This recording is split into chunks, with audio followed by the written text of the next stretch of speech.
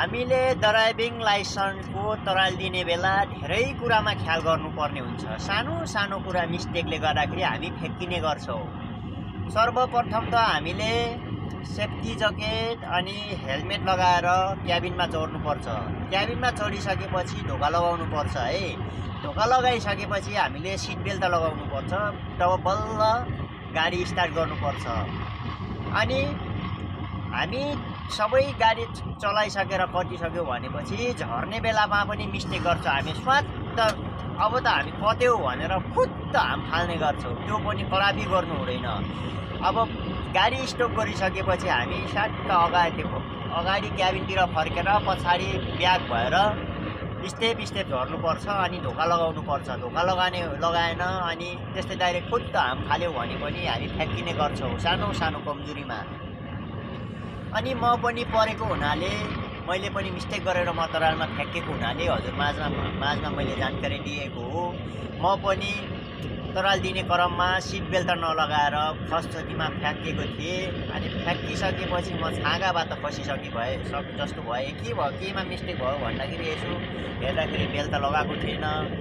Traffic प्रहरीले city लगाउनु भयो। लगाइसकेपछि के भयो, मिस्टेक भयो यसो हेर्दाखेरि अब आफ्नै कमजोरी छ, कसलाई के भन्नु। म गाडीबाट झरिसकेँ। अनि र तपाईँहरू के गर्नु भनेपछि हामीले जहाँसुकै जुनसुकै ड्राइभिङ सेन्टरमा पनि हरेक काम गर्दा ड्राइभिङ सेन्टरमा नभएर जुनसुकै क्षेत्रमा पनि पैसा नदिएर काम हुँदैन। मैले पनि म तराल सेन्टरको नाम त भन्न चाहँदैन। ट्रेनिङ सेन्टरको मैले त्यही ट्रेनिङ सेन्टरमा त 1 महिना तालिम दिएर सिकेको स्क्याभेटरको। अनि त्यति बेला मैले 50,000 पैसा बुझाएको थिएँ। अनि म ढुक्क छु 50,000 भइसकेपछि सबै काम हुन्छ भन्नुभएको थियो। अनि त्यहाँबाट म सिट बेल्ट नलगाएर फ्याँकेँ। म अझै अरूको ट्रेनिङ तराल भ्याइदिएसम्म पनि म ढुक्क छु, म पास भएको छु त्यत्रो पैसा तिरेको छ भनेर।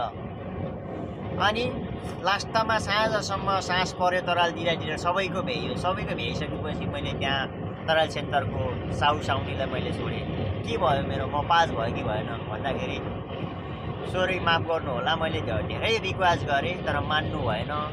यातायातको हाकिमहरू अनि प्रहरीहरूले भन्नुभयो। म छाँगाबाट खसे जस्तो भए, चुप्प लागेर म धेरै बोलेन।